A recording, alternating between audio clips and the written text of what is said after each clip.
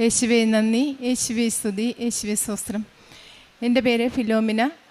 ഞാൻ ഇവിടെ ആലപ്പുഴയിൽ തന്നെ ചെട്ടിക്കാട് ഇടവക അംഗമാണ്. ഞാൻ ആദ്യമായി ഉടമ്പടി എടുത്തത് 2023 ഏപ്രിൽ മാസം 24-ാം തീയതിയാണ്. ഞാൻ ആദ്യം ഇവിടെ വരാനുണ്ടായ സാഹചര്യം എന്ന് പറഞ്ഞാൽ എല്ലാവരെയും പോലെ തന്നെ ചിലർക്കെങ്കിലും ഇവിടെ വരുന്നത് ഇഷ്ടമല്ലായിരിക്കുമല്ലോ. ഞാൻ ഇത്ര അടുത്തായിരുന്നിട്ട് പോലും ഇത്രയും വർഷമായിട്ടും 2015 തൊട്ട് ഇവിടെ അമ്മയുടെ പ്രത്യക്ഷീകരണത്തിന് അച്ഛൻ ഇവിടെ തുടങ്ങിയ സ്ഥാപനമാണെങ്കിലും ഞാനിവിടെ വന്നിട്ടില്ല ഇതുവരെ. എനിക്ക് താല്പര്യമില്ലായിരുന്നു. ഈശോയിലും മാതാവിലും വിശ്വാസം ഉണ്ടെങ്കിലും എനിക്ക് ഈ കൃപാസനത്തോട് വളരെയേറെ എതിർപ്പായിരുന്നു. കാരണം എവിടെയെങ്കിലും ഒരു അത്ഭുതം കാണുമ്പോൾ അവിടെ എല്ലാവരും തടിച്ചുകൂടുക സാധാരണമാണ്. അതുകൊണ്ട് തന്നെ എനിക്കും അത് താല്പര്യമില്ലായിരുന്നു, എല്ലാവരെയും പോലെ തന്നെ. പിന്നെ ഞാൻ ആദ്യമായി കൃപാസനത്തിൽ വരുന്നത് എൻ്റെ മരുമകളുടെ ചേച്ചി അവർ ഇടുക്കി ജില്ലക്കാരാണ്. അവിടെ നിന്ന് ഉടമ്പടി എടുക്കാൻ വേണ്ടി തലേ ദിവസം വീട്ടിൽ വന്നു. അപ്പോൾ പിറ്റേ ദിവസം അവർ വെളുപ്പിനെ ഇവിടെ വന്ന് ടോക്കൺ എടുത്തു. അപ്പോൾ എൻ്റെ മരുമോൾക്ക് കൂടെ ഒരു ടോക്കൺ എടുത്ത് അവർ 3 പേര് കൂടെ എടുക്കാൻ വേണ്ടി ഇവിടെ വരാൻ ഒരുങ്ങി. അന്നേരം എന്നോട് ചോദിച്ചു, അമ്മ വരുന്നില്ലെന്ന് ചോദിച്ചു. ഞാൻ പറഞ്ഞു, ഞാൻ വരുന്നില്ല, നിങ്ങൾ പൊയ്ക്കോളാൻ പറഞ്ഞു. അപ്പോഴവർ പറഞ്ഞു, പറ്റത്തില്ല, അമ്മ വരണമെന്ന് പറഞ്ഞു. അങ്ങനെ ഞാൻ പറഞ്ഞു, ഇല്ല, നിങ്ങൾക്ക് ഫുഡ് ഉണ്ടാക്കണ്ടേ, അപ്പോൾ പിന്നെ ഇവിടെ ആരുമില്ലല്ലോ. അപ്പോൾ അവർ പറഞ്ഞു, ഫുഡൊന്നും ഉണ്ടാക്കണ്ട, നമുക്ക് പോകാം എല്ലാവർക്കും കൂടി ഒരുമിച്ചെന്ന്. അങ്ങനെ ഞങ്ങൾ എല്ലാവരും കൂടിയാണ് ഇവിടെ ഒരുമിച്ച് വരുന്നത്. അവർ 3 പേരും ഉടമ്പടി എടുത്തു. പക്ഷെ ഞാൻ ഉടമ്പടി എടുത്തില്ല. ഞാനിവിടെ അവിടെ കസേര വന്നിരുന്ന് കുർബാന കൂടി ഇവിടെ നിന്ന് പ്രാർത്ഥിച്ചു. ഞങ്ങൾ 2 മണിയോടുകൂടി ഇവിടെ നിന്ന് ഇറങ്ങുകയും ചെയ്തു. അങ്ങനെ സന്ധ്യാപ്രാർത്ഥനയ്ക്ക് ഇവിടുത്തെ സായാഹ്ന പ്രാർത്ഥന ചൊല്ലാൻ വേണ്ടി മകൾ ബുക്കെടുത്ത് പ്രാർത്ഥന ചൊല്ലിയപ്പോൾ എനിക്ക് ഈ അൽത്താരയിലിരിക്കുന്ന നമ്മുടെ പരിശുദ്ധ അമ്മയുടെ രൂപമാണ് എൻ്റെ കണ്ണിലേക്ക് ഇങ്ങനെ തെളിഞ്ഞ് വന്നുകൊണ്ടിരിക്കുകയാണ്. അപ്പോൾ ഞാൻ വിചാരിച്ചു, എൻ്റെ മാതാവേ, ഞാനല്ലല്ലോ ഉടമ്പടി എടുത്തത്, ഇവരല്ലേ. അപ്പോൾ എനിക്ക് മനസ്സിലായി, അമ്മ എന്നെ ഉടമ്പടിയുടെ ഒരു സാക്ഷിയാക്കാൻ വേണ്ടി ഇവിടെ വിളിക്കുന്നുണ്ടെന്ന്. അങ്ങനെ ഞാൻ 2023 ഏപ്രിൽ മാസം ആദ്യമായി ഇവിടെ വന്ന് ഉടമ്പടി എടുത്ത് എനിക്കൊന്നും ഉടമ്പടിയെക്കുറിച്ച് തന്നെ ഒന്നും അറിയത്തില്ലായിരുന്നു. എന്താണ് ഉടമ്പടി എന്ന് പോലും അറിയാതെയാണ് ഞാനിവിടെ വന്ന് കയറിയത്. പക്ഷേ അച്ഛൻ്റെ 2 മണിക്കൂറത്തെ ക്ലാസ് കേട്ടിട്ടും എനിക്കൊന്നും മനസ്സിലായില്ല. വീട്ടിൽ ചെന്നതിന് ശേഷം ഞാൻ ഈ ഉടമ്പടി പത്രിക എടുത്ത് വായിച്ചു നോക്കി. അപ്പോൾ ഞാൻ അന്തം വിട്ടുപോയി. ദൈവമേ, ഇതിൽ പറയുന്ന കാര്യങ്ങളൊന്നും എനിക്ക് പറ്റാത്ത കാര്യങ്ങളാണ്. കാരണം ഡെയിലി കുർബാന അതെന്നെക്കൊണ്ട് ഒരിക്കലും സാധിക്കുകയില്ല. ഞാൻ പലവട്ടം ശ്രമിച്ചിട്ടും നടക്കാത്തൊരു കാര്യമാണത്. പക്ഷേ അത് കഴിഞ്ഞ് കുമ്പസാരം 1 വർഷത്തിൽ 2 പ്രാവശ്യമൊക്കെ നമ്മൾ കുമ്പസാരിക്കാറുള്ളൂ ഞാൻ. പക്ഷേ ഇത് 2 ആഴ്ച കൂടുമ്പോൾ കുമ്പസാരം, കുർബാന, ഇതൊന്നും ബൈബിൾ വായന 1 മണിക്കൂർ, അതൊന്നും എന്നെക്കൊണ്ട് സാധിക്കില്ലെന്ന് ഞാൻ വിചാരിച്ചു. പക്ഷേ ഞാൻ ഡെയിലി കുർബാനയ്ക്ക് പങ്കെടുക്കുന്നു, കുമ്പസാരിക്കുന്നു, 1/2 മണിക്കൂർ ബൈബിൾ വായിക്കുന്നു. ഇതെല്ലാം അമ്മയുടെ ഒരനുഗ്രഹം കൊണ്ട് തന്നെയാണെന്ന് ഞാൻ ഇപ്പോഴും വിശ്വസിക്കുകയാണ്. അമ്മയുടെ കൃപയ്ക്ക് ഞാൻ 1000 നന്ദി പറയുന്നു.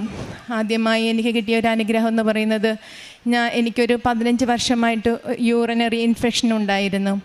ഞാൻ ഒരു മണിക്കൂർ ഒരു യാത്ര ചെയ്യുകയാണെങ്കിൽ എൻ്റെ ശരീരം ചൂടാകും. പിന്നെ എനിക്ക് യൂറിൻ പാസ് ചെയ്യാനൊക്കത്തില്ല. ഭയങ്കര പുകച്ചിലും വേദനയെല്ലാം ആയിരുന്നു. ഞാൻ അത് ഉടമ്പടിയിൽ എടുത്തതിന് ശേഷം ഞാൻ അമ്മയ്ക്ക് സമർപ്പിച്ചിരുന്നു. ഞാൻ പോലും അറിഞ്ഞിട്ടില്ല അതെൻ്റെ ശരീരത്തിൽ നിന്നും ഇല്ലാതായ കാര്യം. 1 വർഷം കഴിഞ്ഞപ്പോൾ എനിക്കൊരു യാത്രയുണ്ടായിരുന്നു. ആ യാത്ര ചെയ്ത് വന്നിട്ടും എനിക്ക് യാതൊരു കുഴപ്പമില്ല. അത് കഴിഞ്ഞാണ് ഞാൻ ആലോചിക്കുന്നത്, ദൈവമേ, എൻ്റെ ശരീരത്തിലുണ്ടായിരുന്ന ആ യൂറിനറി ഇൻഫെക്ഷൻ എന്നിൽ നിന്നും വിട്ടുപോയിരിക്കുന്നത്. അപ്പോഴാണ് ഞാൻ അതറിഞ്ഞത്. അമ്മയ്ക്ക് 1000 നന്ദി പറയുന്നു. അടുത്തതായി എൻ്റെ മകൾക്ക് ഒരു എഡ്യൂക്കേഷൻ ലോൺ ഞാൻ 4 ലക്ഷം രൂപ എടുത്തിട്ടുണ്ടായിരുന്നു. 9 വർഷത്തോളം ആയിരുന്നത് എടുത്തിട്ട്. പലിശ ചേർത്ത് ഒരു 7 ലക്ഷം രൂപ അടയ്ക്കണമെന്ന് ബാങ്കിൽ നിന്ന് വിളിച്ചു പറഞ്ഞു. അപ്പോൾ ഞാൻ അവരോട് പറഞ്ഞു, എനിക്കിപ്പോൾ അതടക്കാനുള്ള നിവൃത്തിയില്ല, കാരണം അവൾക്ക് ജോലിയായിട്ടില്ല. അങ്ങനെ എന്നെ അവർ ബാങ്കിലേക്ക് പലവട്ടം വിളിച്ചിട്ട് ഞാൻ പോയിട്ടില്ല. പക്ഷേ പുതിയ മാനേജർ വന്നപ്പോൾ നിർബന്ധമായി ഞാൻ ചെല്ലണമെന്ന് പറഞ്ഞു. ആ മാനേജറുടെ അടുത്ത് ഞാൻ പോയപ്പോൾ ഉടമ്പടി കാശ് രൂപവും ഉപ്പും എടുത്തുകൊണ്ടാണ് ഞാൻ പോയത്. അപ്പോൾ അവിടെ ചെന്നിരുന്നപ്പോൾ ആ മാനേജർ എന്നെ ഒരുപാട് മോശമായിട്ട് എൻ്റെ അടുത്ത് സംസാരിച്ച് എനിക്ക് ആകെ വിഷമമായി. ഞാൻ കരഞ്ഞുകൊണ്ട് ഞാൻ മാതാവിൻ്റെ അടുത്ത് അവിടെ ഇരുന്നുകൊണ്ട് വിശ്വാസപ്രമാണം ചൊല്ലി അവരുടെ മേശയുടെ താഴെ ഒപ്പിട്ട് പ്രാർത്ഥിച്ചുകൊണ്ട് ഞാൻ പറഞ്ഞു, മാതാവേ, എനിക്ക് ഇനി ഇവരുടെ മുമ്പിൽ ഇങ്ങനെ വന്നിരിക്കാൻ അനുവദിക്കരുതെന്ന് പ്രാർത്ഥിച്ചു. അതിൻ്റെ ഫലമായി 1 വർഷം കൂടെ കഴിഞ്ഞപ്പോഴേക്കും അവിടെ ഹെഡ് ഓഫീസിൽ തന്നെ വിളിക്കുന്നു. നിങ്ങൾക്ക് ഒറ്റ തീർപ്പാക്കൽ പദ്ധതിയിൽ ഉൾപ്പെടാൻ താല്പര്യമുണ്ടോ? അപ്പോൾ നിങ്ങളൊരു എമൗണ്ട് പറയാൻ പറഞ്ഞു. ഞാൻ പറഞ്ഞു എന്നെക്കൊണ്ട് ഇപ്പോൾ അങ്ങനെ എമൗണ്ട് പറഞ്ഞടക്കാൻ പറ്റത്തില്ല സാറെന്ന് പറഞ്ഞു. അപ്പോൾ സാറ് പറഞ്ഞു ഞാനൊരു തുക പറയാം, നിങ്ങൾക്ക് പറ്റുമോ എന്ന് ചോദിച്ചു. അങ്ങനെ സാറ് 2.5 ലക്ഷം രൂപ പറഞ്ഞു. ഞാൻ പറഞ്ഞു എനിക്ക് അത്രയും തുക പറ്റത്തില്ല, എന്നെക്കൊണ്ടാകാവുന്ന തുക പറഞ്ഞാലേ എനിക്ക് അടക്കാൻ പറ്റുള്ളൂ എന്ന് പറഞ്ഞു. അങ്ങനെ സാറ് പറഞ്ഞു ഞാൻ അവിടുത്തെ ഓഫീസറുമായിട്ട് സംസാരിക്കട്ടെ, എന്നിട്ട് ഞാൻ വീണ്ടും വിളിക്കാം. അങ്ങനെ സാറ് വിളിച്ചിട്ട് വീണ്ടും എന്നെ 2 ദിവസം കൂടെ കഴിഞ്ഞപ്പോൾ പറഞ്ഞു എന്തായി ഫിലോമിന പൈസ അടക്കുന്ന കാര്യം? ഞാൻ പറഞ്ഞു സാറേ അത്രയും പൈസ അടക്കാൻ പറ്റത്തില്ലെന്ന് ഞാൻ പറഞ്ഞതല്ലേ. അപ്പോൾ സാറ് പറഞ്ഞു ഞാൻ സാറുമായിട്ട് സംസാരിച്ചിട്ടൊരു തീരുമാനത്തിലെത്തിയിട്ടുണ്ട്, അപ്പോൾ ഒരു 1.5 ലക്ഷം രൂപയാണ് പറഞ്ഞതെന്ന് പറഞ്ഞു. അപ്പം ഞാൻ പറഞ്ഞു 1.5 എനിക്ക് നടക്കത്തില്ല എന്ന് പറഞ്ഞു. അത് കഴിഞ്ഞ് സാറ് വീണ്ടും വിളിച്ചു, ഞാൻ ഒന്നും കൂടി സംസാരിക്കട്ടെ എന്ന് പറഞ്ഞു. അപ്പോൾ 3-ാം വട്ടം വിളിച്ചപ്പോൾ സാറ് പറഞ്ഞു 1.30 കുറച്ചിട്ടുണ്ട് ഫിലോമിന, അത് എനിക്ക് അടക്കാൻ പറ്റുമോ? അപ്പം ഞാൻ സാറിനോട് പറഞ്ഞു സാറേ എനിക്ക് 2 പ്രാവശ്യം ഇട്ടാണെങ്കിൽ ഞാൻ ഈ തുക അടക്കാം, അപ്പോൾ ഈ ഓഗസ്റ്റിൽ 1 അടച്ചു കഴിഞ്ഞ് സെപ്റ്റംബറിലൂടെ അടച്ചിട്ട് ഞാൻ തീർക്കാമെന്ന് പറഞ്ഞു. അപ്പോൾ സാറ് പറഞ്ഞു അത് പറ്റത്തില്ല, അടക്കുവാണെങ്കിൽ ഒരു ഡേറ്റിന് തന്നെ ഈ തുക മുഴുവൻ അടക്കണമെന്ന് പറഞ്ഞു. അങ്ങനെ ഞാൻ പറഞ്ഞു ഞാൻ നോക്കട്ടെ, എൻ്റെ കയ്യിൽ കുറച്ച് ഗോൾഡ് ഉണ്ട്, ഞാനതുകൊണ്ട് പണയം വെച്ചിട്ട് കൊണ്ടുവരാമെന്ന് പറഞ്ഞു. അങ്ങനെ ഞാനത് ഗോൾഡ് പണയം വെച്ചിട്ട് കിട്ടിയത് 1.25 ലക്ഷം രൂപയായിരുന്നു.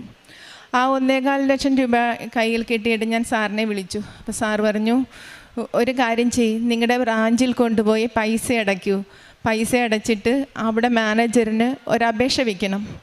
ആ അപേക്ഷയിൽ നിങ്ങളിങ്ങനെ പറയണം ഇത്രയും തുകയും നിങ്ങൾ അടച്ച് നിങ്ങളുടെ ലോൺ ക്ലോസ് ചെയ്ത് നിങ്ങൾക്ക് NOC കിട്ടുന്നതായിട്ട് അപേക്ഷ വയ്ക്കാൻ പറഞ്ഞു. അങ്ങനെ ഞാൻ മാനേജർക്ക് അപേക്ഷ എഴുതി. അപ്പോൾ മാനേജർ എന്നോട് ചോദിച്ചു നിങ്ങളോട് 1.30 പറഞ്ഞത്?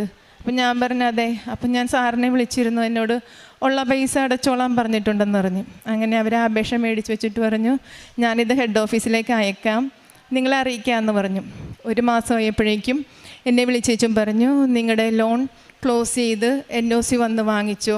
7 ലക്ഷം രൂപ പറഞ്ഞ ഈ ലോൺ 1.25 ലക്ഷം രൂപയ്ക്ക് ക്ലോസ് ചെയ്ത് എനിക്ക് NOC തന്നു. ഇത്രമേൽ കൃപയ്ക്ക് മേൽ കൃപ ചൊരിഞ്ഞു തന്ന അമ്മ മാതാവിനും തിരുക്കുമാരനും 1000 നന്ദി പറഞ്ഞുകൊള്ളുന്നു. അടുത്തതായി ഇതെൻ്റെ ഹസ്ബൻഡാണ്. പുള്ളി 3 വർഷമായിട്ട് സൗദിയിലായിരുന്നു. പുള്ളിക്ക് അവിടെ ഒരു ഷോപ്പുണ്ടായിരുന്നു, ടൈലറിങ് ഷോപ്പാണ്.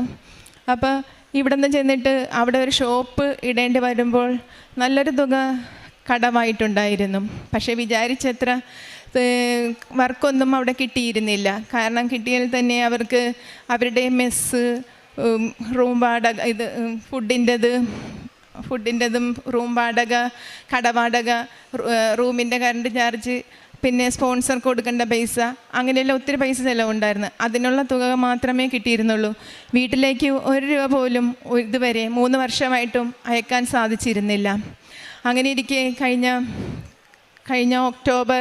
സെപ്റ്റംബർ മാസത്തിൽ ഞാനിവിടെ അച്ഛനെ വന്ന് കണ്ടു. അച്ഛനോട് ഞാൻ പറഞ്ഞു അച്ഛാ ഇന്ന പോലെ ഒരു കാര്യമാണെന്നും പറഞ്ഞ് അച്ഛനെ ഞാൻ കണ്ടു. അച്ഛൻ എന്നോട് പറഞ്ഞു, അപ്പോൾ ഞാൻ എൻ്റെ മനസ്സിലൊരാഗ്രഹം ഉണ്ടായിരുന്നു, എൻ്റെ ഉടമ്പടി സത്യമാണെങ്കിൽ അമ്മ എനിക്കൊരടയാളം അച്ഛൻ്റെ വായിൽ നിന്നും കേൾക്കണം, നിൻ്റെ ഉടമ്പടി ശരിയായ രീതിയിലാണെന്നുള്ളത്. എനിക്ക് എന്തെങ്കിലും ഒരു മെസ്സേജ് അച്ഛനെടുത്ത് തരണം. ഇവിടെ പലരും പറയാറുണ്ട് അച്ഛൻ തലയിൽ കാലിൽ വെച്ചിട്ട് പ്രാർത്ഥിച്ച് ഒന്നും മിണ്ടത്തില്ല എന്നിങ്ങനെ പറഞ്ഞ് ഞാൻ കേട്ടിട്ടുണ്ട് സാക്ഷ്യങ്ങളിലെല്ലാം. അപ്പോൾ അച്ഛൻ എൻ്റെ തലയിൽ കുരിശ് വെച്ചിട്ട് അപ്പുറത്തെ ആളിൻ്റെ അടുത്തോട്ട് പോയപ്പോഴേക്കും എന്നോട് ചോദിച്ചു എന്താടി മോളെ എന്ന് ചോദിച്ചു അച്ഛൻ. അപ്പം ഞാൻ പറഞ്ഞു അച്ഛൻ എന്നെ പോലെയാണ് കാര്യമെന്ന് പറഞ്ഞു.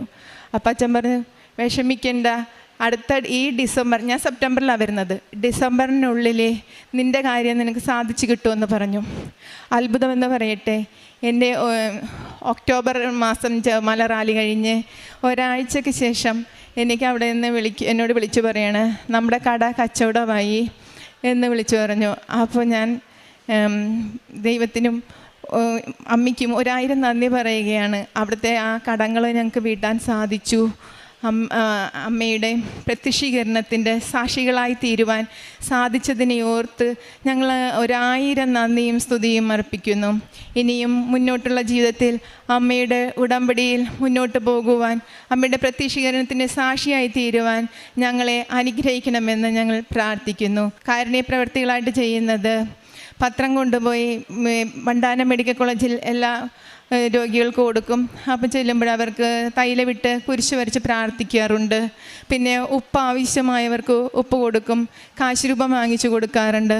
ഓൾഡ് ഏജ് ഹോമിൽ പോയി അവർക്ക് ആവശ്യമുള്ള അരി, പയർ അങ്ങനെയുള്ള സാധനങ്ങളൊക്കെ വാങ്ങിച്ച്, ഡയപ്പർ അങ്ങനെയുള്ള സാധനങ്ങളൊക്കെ വാങ്ങിച്ചു കൊടുക്കുകയും ചെറിയ സാമ്പത്തിക സഹായങ്ങൾ മറ്റുള്ളവർ ചോദിക്കുവാണെങ്കിൽ